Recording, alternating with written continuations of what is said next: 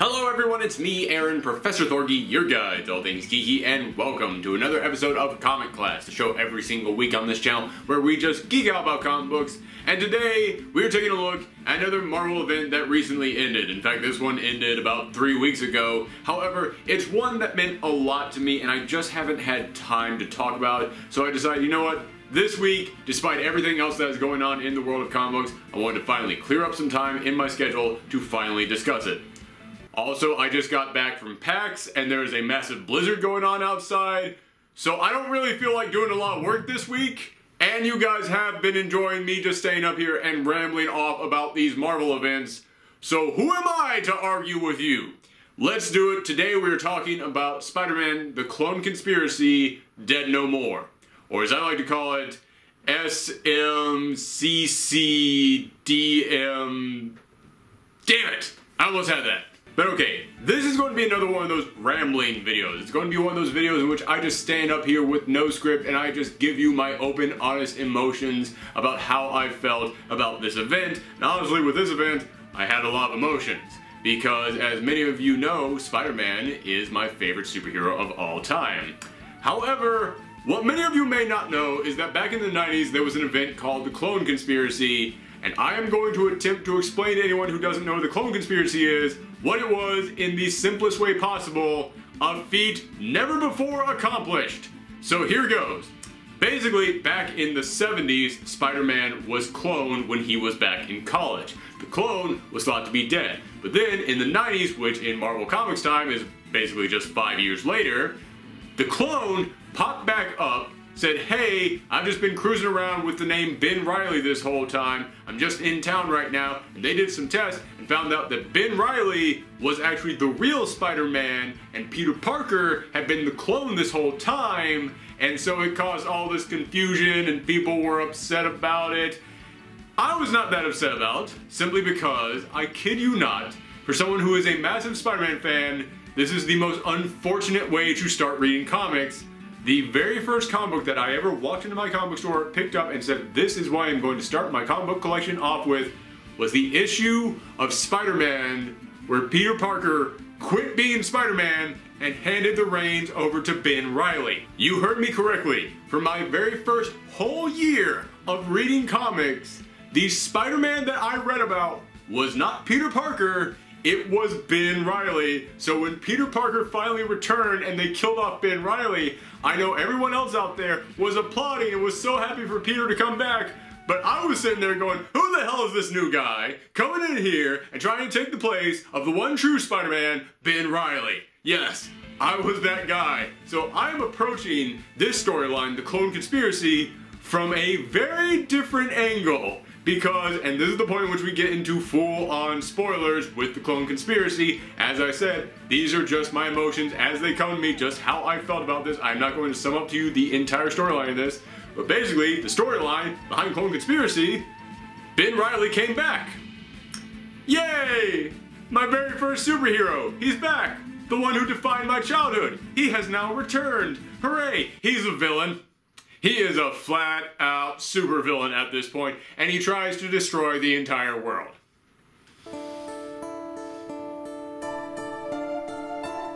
Okay, maybe I'm jumping a little ahead of myself on this one. Let me just back up and give you a little bit more of the premise of this. Basically, this new organization has popped up called New You, and New You says that it can cure anyone of any disease, it can even defeat death.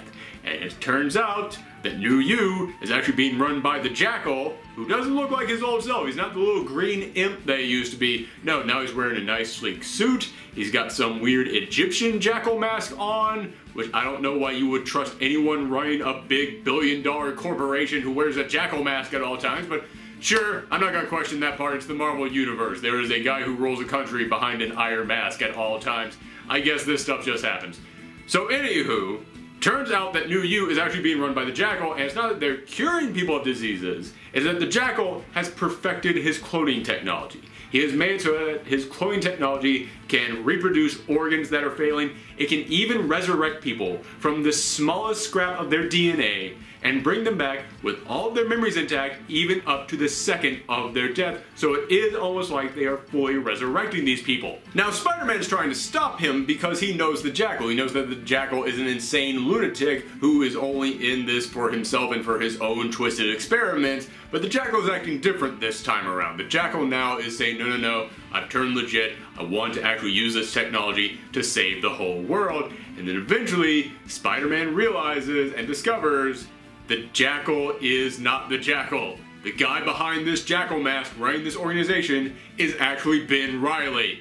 Turns out that after Ben Reilly died, when he got stabbed by the Goblin Glider and he dissolved into dust, the real Jackal came in, gathered up that dust, and has been experimenting on him in order to perfect his cloning technology and kept bringing Ben Reilly back over and over and over again until Ben Reilly finally snapped, broke free, killed the people capturing him, and then decided, there's something here.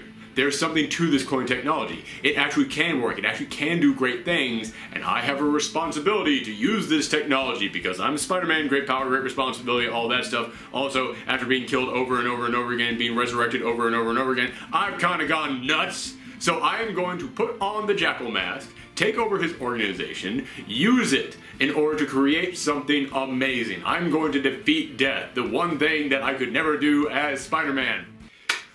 None of this will end well. But it turns out that this cloning technology is not indeed perfected as the Jackal said, and that anybody who does not take the medication that they've been given on time will start to degrade and deteriorate, and they will kind of turn into a zombie. If they touch someone after they start to deteriorate, they will cause them to start to deteriorate until basically the entire plant is just a walking pile of goo. And when the Jackal learns this, and he learns that Spider-Man is going to try and stop him for all this, he basically says, you know what, screw it. Kill Spider-Man. We're going to let the entire plant just dissolve into nothing. I'll be the only one left, and I'll resurrect all of you. It'll be fine, everybody. Don't get me wrong. It will be kind of weird that we all have the same birthday, but hey, at least that way you'll never forget your mother's birthday. That's an actual joke that they make in this, and it was actually kind of a good supervillain joke. I gotta admit, that actually isn't bad writing. It is kind of a bad thing for Ben Reilly to say, though. So Spider-Man and his co-worker over at Parker Industries, Anna Maria, learned that the thing that's causing all of these clones to break down is a certain frequency that's in the air. It's being caused by everything around them. So they use Parker Industry technology to create the anti-frequency, the one that is the polar opposite of that, and they let that loose into the air, and that causes all the clones to stabilize and basically cures them of breaking down. I've heard of worse ways to end a solution like that. It's like, oh, alright, sure, I'll buy that.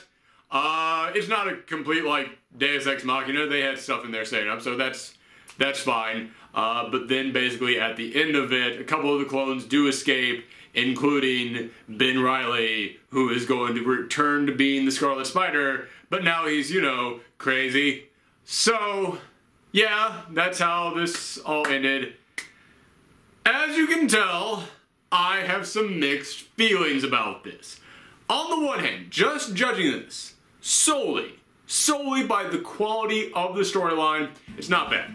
I gotta admit that Dan Slott, I've had some problems with his Spider-Man run. I've had a lot of problems with his Spider-Man run. However, one thing that I will say is that when he does these giant, massive events in the Spider-Man book, they tend to be pretty darn good. I mean, despite all the problems that I have with his run on Spider-Man, I actually think that his storyline, Spider Island, that's in my top 10 favorite Spider-Man stories of all time. I think that he nailed it on that storyline, and most of the other giant crossovers he's done have been pretty darn good too. So this one, you know what? He has an actual threat there. It's an actual threat that actually does play on a lot of Spider-Man's emotional issues, so it does speak to his character a lot. And also, I gotta admit, when things do get amped up there and they're having to race against the clock there in the final issue, yeah, it's pretty exciting. You're actually cheering them on. And there are some solid moments in here. Like, there's actually a pretty good moment in the final part of Clone Conspiracy between Peter Parker and the clone of Gwen Stacy that made me go, oh man, you know what? It's actually is a little bit heart-touching. It's not as emotional as it should have been for these two to be reunited, but actually, you know what? They did actually tug at a few heartstrings there. And also, you get to see a clone of one of the Green Goblins chasing after them. and you get to see Gwen Stacy send Peter Parker off to go and save the day, and then Gwen turns around and she's like, this ain't going down like last time, and she catches the pumpkin bomb that gets thrown at her, and she's about to throw it back at him, and I'm like, alright, you know what? She gets to face off against the Goblin, but this time not as a victim, but instead as, no, I'm gonna take you down this time. It's like, you know what? That's actually pretty darn cool. If you have to get rid of Gwen Stacy again, having her actually fight the Goblin this time, there's worse ways that you could have taken her out. So there actually are some pretty good moments in that final issue. As I said, that's one of the things that Dan Slott does well when he does these massive events. In the final issue, when everything is just amping up and they have to save the day, it's loaded with some pretty solid moments. Also, it was great getting to see Kane again. I talk about how much I love Ben Reilly as the Scarlet Spider and how much I love Ben Reilly as Spider-Man. However, the Scarlet Spider series starring Kane was amazing. It was only 25 issues long, so it's not that big of a collection. So if you have never gotten the chance to read the Kane Scarlet Spider series, go out there and check it out. It was so incredibly fun. Kane was an amazing character. His supporting cast was fantastic in that book. That was one of those series that did almost every single thing right in every single issue. It was so great from start to finish. Go check it out, and seeing Kane return, listen, I would love it if he had teamed up with Araceli, but we do know from Peter David that he will be reuniting with Araceli in the upcoming Scarlet Spider series, so I'm looking forward to that. But seeing him and Spider-Gwen actually form a friendship, like, oh man, that is a great moment there. I really dug seeing these two together. They actually make a really good friendship between the two of them. And also, I love seeing Kane still being kind of snarky. He wasn't being written as snarky as he was in the Scarlet Spider series, but there's a moment in which they have to kidnap the clone Gwen Stacy from New U, and they bring him over to the Horizon Labs, and Max Modell is like, I'm not okay with this, and Scarlet Spider just goes, yeah, I don't care, do this. I'm like, that's how you write Scarlet Spider, that's how you write Kane. Kane is the guy who's like, yeah, I don't give a crap about your feelings, we have a day to save here. Also, another positive is that this was also kind of an emotional ride for the Rhino. The Rhino recently, in the past couple of years, fell in love with the character and she died. And of course, she was one of the people that got brought back to life by the Jackal. And in the very final, epilogue issue of Clone Conspiracy, you actually see Spider-Man talking to the Rhino about loss. And the two of them kind of bond over it, and I would love it if this is the start of the Rhino's redemption story. If the Rhino kind of actually forms a friendship with Spider-Man as they connect over the losses in their life, and eventually the Rhino kind of realizes, hey man, maybe I shouldn't be a villain anymore. I mean, Spider-Man here, he suffered a lot of losses in his life, and he used it to motivate him to become a hero. Maybe I should do the same. I mean, I would absolutely love it if that is a storyline that they were setting up for him. And honestly, considering how we see the Rhino go off at the end, it might very well be that, and I would love to see that happen. And one other thing that I really enjoyed about this event was the way that Spider-Man interacted with the Kingpin in here. There's a moment in which the Kingpin shows up and says, oh, you need to infiltrate New U? You need to get at their boss, the Jackal? Well, I happen to have the information on that, but if you want it, then you're going to owe me a favor. And Spider-Man just stops. He goes, no. He came to you. He cloned your wife. He's infringing on your business. He is moving in on your turf. You need him taken out, and you're going to try and get me to do that. If I take this information from you, I don't owe you. You owe me. And then the Kingpin just kind of frowns and goes, just take it. And then he hands it to him. And I was like, that is how I have wanted to see Spider-Man written since Dan Slott started. As I said, I've had a lot of problems with the way that Dan Slott has written Spider-Man over the years, and a lot of those problems stem from the way that he writes Peter Parker. Before this whole Parker industry storyline, when Peter Parker became a businessman, he wrote Peter Parker like a clown. And I don't mean Spider-Man. Spider-Man, yeah, is goofy. He cracks jokes. He does crack wise. That's part of his personality. That's part of his character. That's part of the way that he deals with situations. And it's one of the reasons why I love that character. However, Peter Parker is not a clown. Peter Parker is just an average guy. Peter Parker is an adult. Peter Parker is a guy who deals with situations in an adult, intellectual manner. He's a guy who actually thinks situations out. Dan Slott wrote Peter Parker as a child. He wrote Peter Parker as a guy just constantly slipping on banana peels. And I don't mean he wrote him as a guy with bad luck. Peter Parker has always had bad luck, but he's had bad luck that he would fight and work hard to struggle and grow through. Dan Slott wrote Peter Parker as a guy who didn't know how to zip up the fly on his pants. He wrote him as a guy who didn't know how to tie his tie. He wrote him as a guy who's just constantly sweating bullets at all time because he was so nervous because he didn't know what to say. Peter Parker is not that guy. Peter Parker is an adult. Peter Parker was that guy in high school, but you can't keep writing Peter Parker the way that he was in high school. He's the guy who eventually grew up, and that's one of the reasons that we love that character so much. So it always drove me nuts that Dan Slott kept writing him like this. So in that moment, when Spider-Man was like, no, I'm the adult here. I'm taking charge. You're not making demands of me, I'm making demands of you, to one of the most threatening characters in the Marvel Universe, I just wanted to applaud that. And it all came back around gorgeously. I loved the very end of the epilogue to Clone Conspiracy, when basically the Kingpin summons Spider-Man. Spider-Man comes in there, takes out all of his thugs, and the Kingpin was being drawn gorgeously. I loved the way that they drew the Kingpin in those final couple of pages, because they didn't draw any wrinkles or any shading on his suit, so it's just this massive wall of white. I love that so much. But Spider-Man goes in there, and then he goes, listen, I do owe you a favor, and I don't like owing people favors, so I'm going to resolve this right now. I know Norman Osborn's location. Here's the information. You take it from me, we're even. And Peter Parker just goes, deal. And I was like, it's on now. I want to see this get thrown down. I want to see the showdown between Peter Parker and Norman Osborn, Spider-Man and the Green Goblin. I want to see that go down. So they set that up very well. So yes, there are a lot of things about this event that I think were done very well, and I enjoyed them a lot. Now let's get into the emotional side of this review. As I said, that is me kind of looking at this storyline critically. That is me looking at as how well it told this story, and it told it well. I will give it that. But speaking as a Ben Reilly fan, I ain't having this. Let me just go ahead and start off by saying this ain't Ben Reilly. This guy over here, not Ben Reilly. This is a clone of Ben Reilly. A clone of Ben Reilly who turned evil.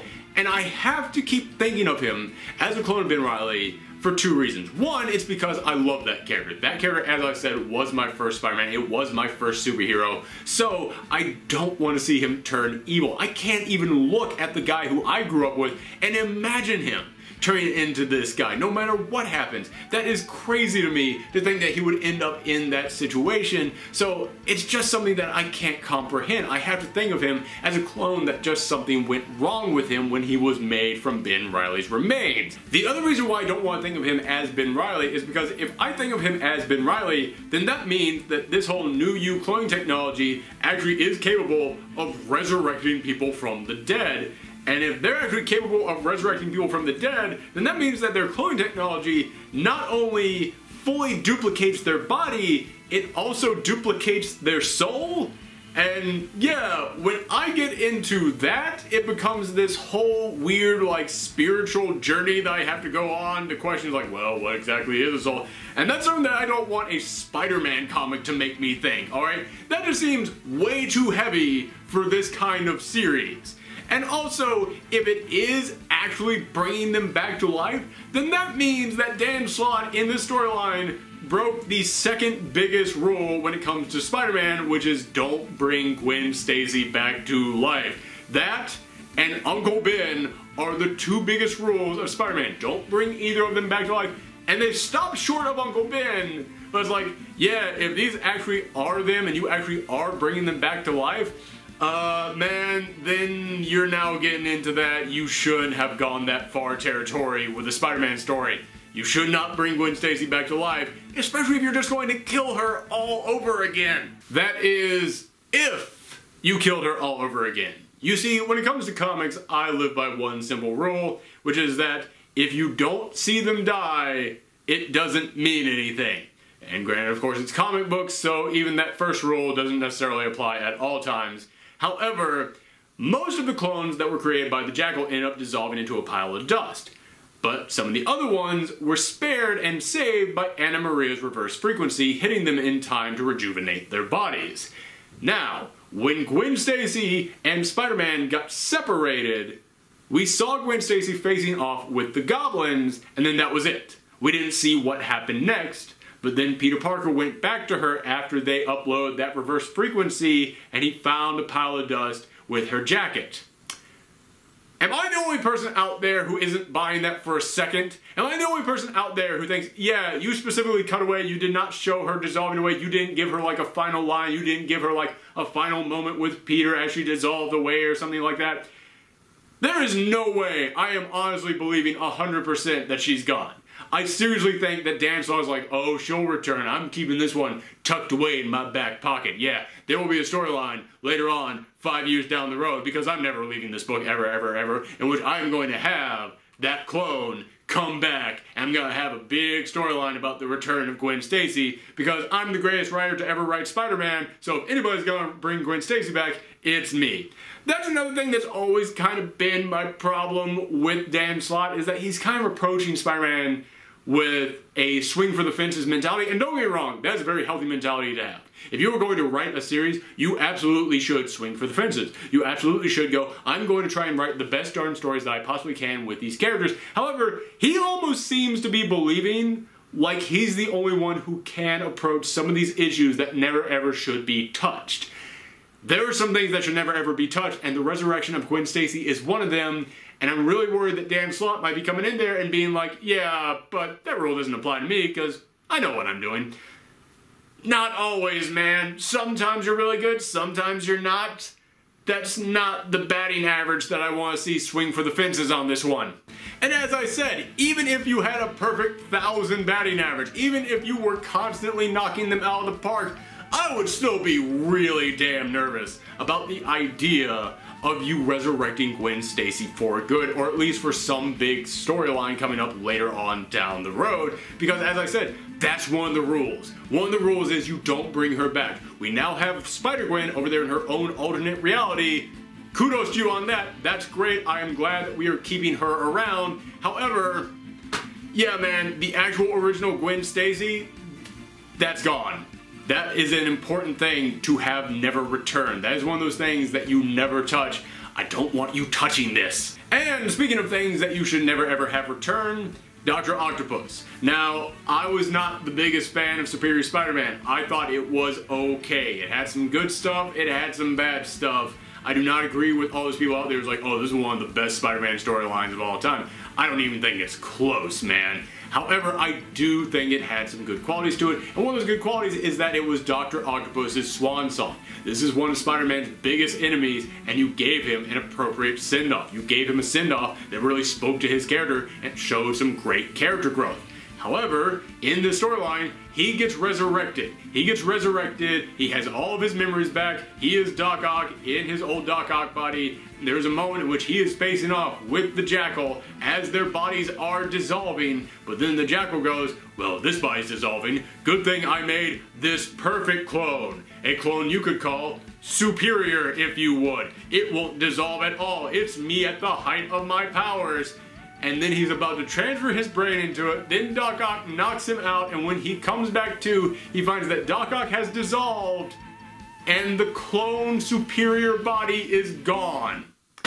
Are you kidding me with this? Dude, I'm sorry. You wrote a storyline that so many people love. I get that so many people enjoy the Superior Spider-Man, but even the people who love the Superior Spider-Man are not asking for him to come back. And the reason they're not asking for him to come back is because you gave him a send-off. You gave him a really solid ending. Even I, someone who didn't really enjoy Superior Spider-Man, thought that it was a great send-off to Doc Ock.